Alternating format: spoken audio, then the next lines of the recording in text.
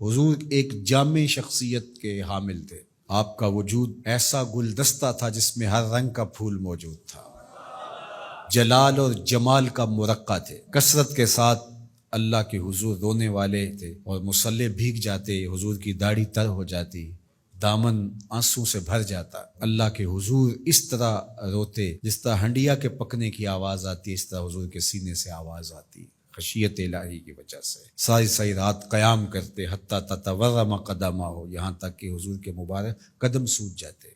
یہ تھی حضور کی کیفیت خشیت۔ اور دوسری جانب حضور اس طرح مسکرانے والے تھے کہ حضور سے بڑھ کر کوئی مسکرانے والا زمانے نے دیکھا نہیں ہے۔ جس کی تسکین سے روتے ہوئے ہنس پڑیں، اس تبسم کی عادت پہ لاکھوں سلام۔ سنجیدگی اور متانت کا یہ عالم کہ حضور کے سامنے سانسوں کا شور بھی بلند نہیں ہوتا۔ کان علی رؤوسہم الطیور، گویا سروں پہ پرندے بیٹھے۔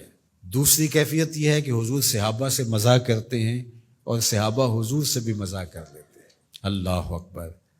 تو یہ جلال و جمال کا مرقع، پہلو دار شخصیت حضور کی، ایسا گلدستہ کہ جس میں ہر رنگ اور ہر خوشبو رکھنے والا پھول موجود ہے۔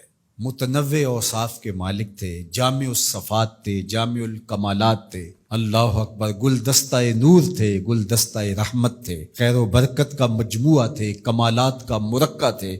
کائنات میں کسی نے ایسا وجود نہیں دیکھا جو رب نے محمد عربی کا بنایا۔